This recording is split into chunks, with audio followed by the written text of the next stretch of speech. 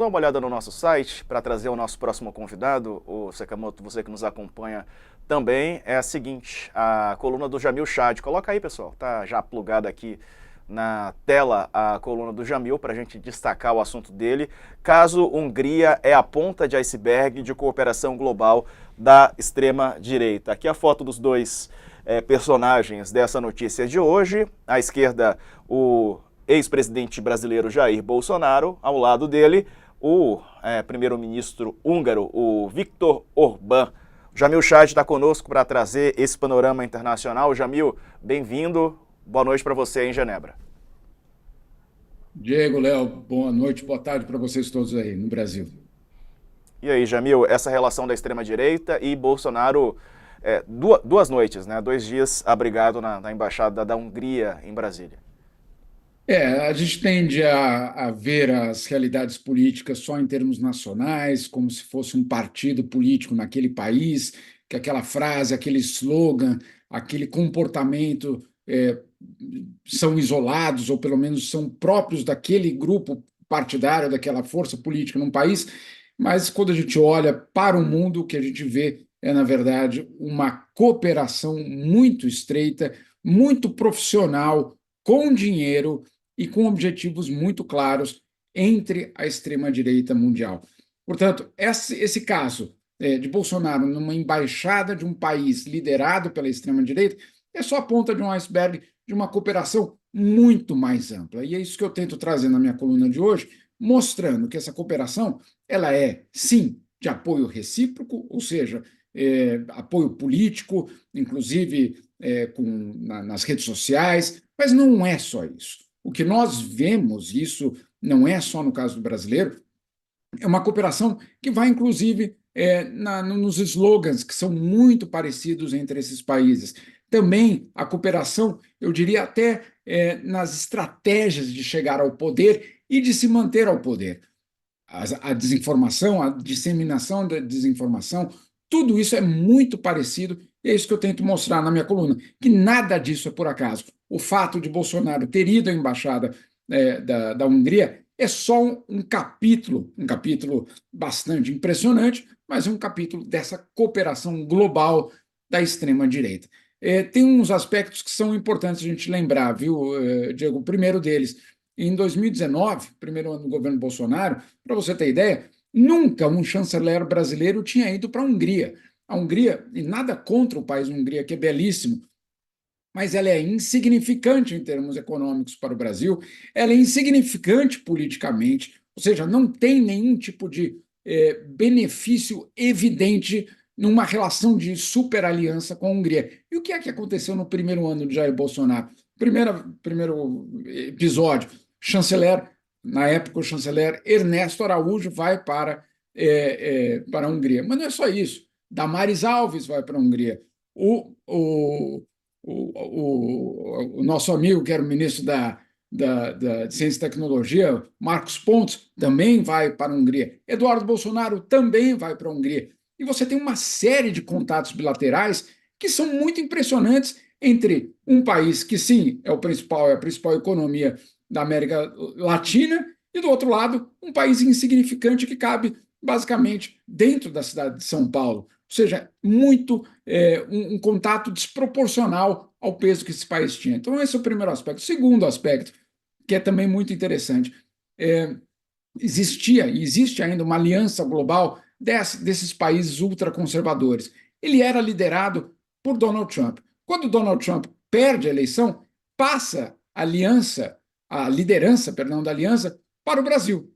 E quando Bolsonaro perde a eleição em 2022, o Brasil passa a liderança dessa aliança para a Hungria. Então você vê aí que tem, sim, uma estreita relação entre todos esses atores.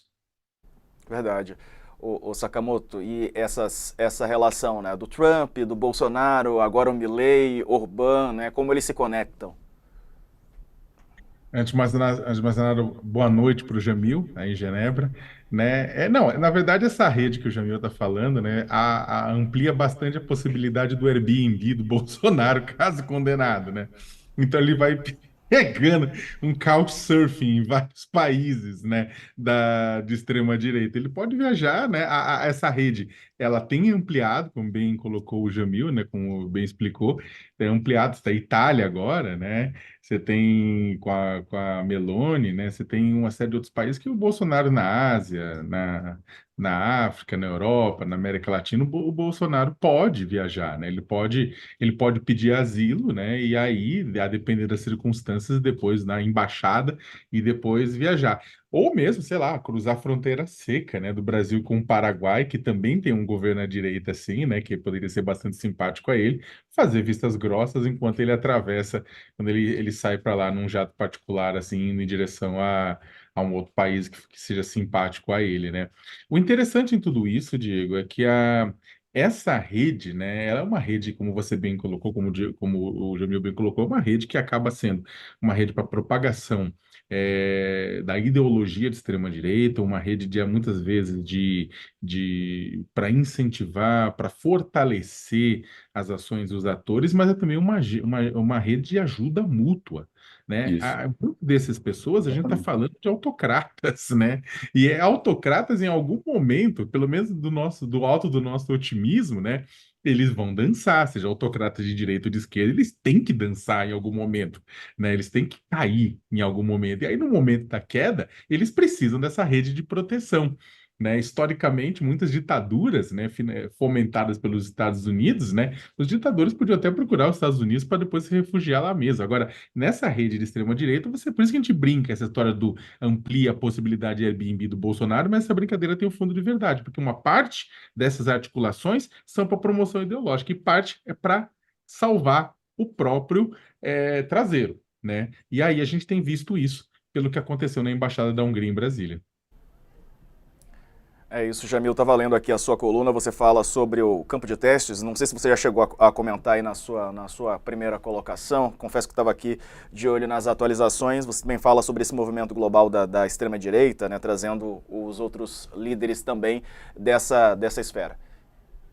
Olha, Diego, eu coloco a Hungria como basicamente o exemplo mais bem acabado da extrema-direita do poder. Mais bem acabado, vamos deixar muito claro aqui, não é um elogio, mas é o projeto mais completo de dominação, basicamente, da extrema-direita quando chega a um governo, a um país que até então tinha uma democracia que funcionava razoavelmente bem. O que fez o Orbán desde 2010? O Orbán está no poder desde 2010.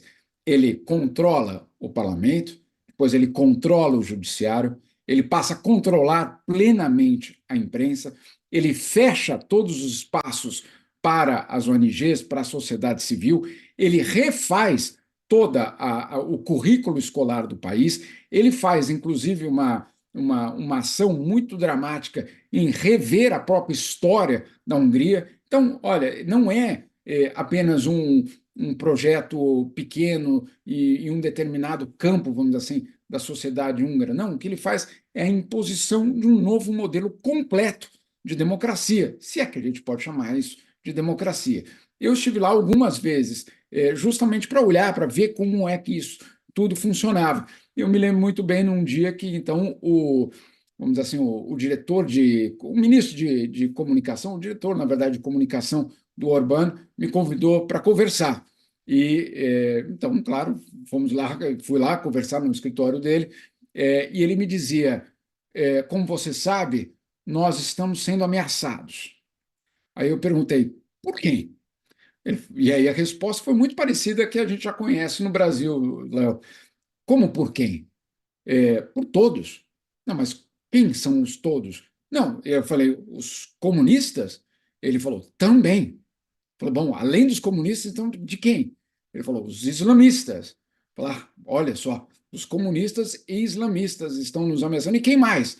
Ele falou, todo movimento progressista em termos de direitos. Claro, ele se referia ao movimento LGBT. Então você vê que tem aí uma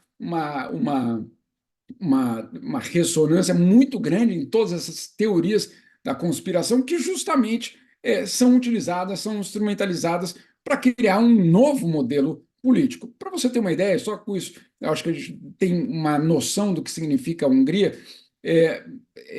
houve um momento, aquele filme que depois virou uma peça teatral, Billy Elliot, né, que nos Estados Unidos foi um sucesso, no cinema também foi um sucesso. Esse filme foi transformado numa peça teatral, num musical, e ia se apresentar na Hungria. Depois da terceira apresentação do principal teatro de Budapeste, a peça foi alvo de tanta pressão da parte das autoridades, de vozes ultraconservadoras, que eles tiveram de cancelar o resto da temporada. Argumento: era uma promoção à pedofilia. Aí você, né? Calma aí. Billy Elliot é uma promoção à pedofilia. É inacreditável o que a gente pode ouvir desse grupo, mas é exatamente isso.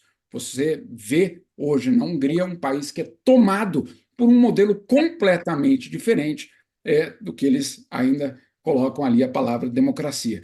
Insisto, com o controle do parlamento, do judiciário, da imprensa e o fim do espaço para a sociedade civil. Além disso, reformando a própria educação e revendo a história do país.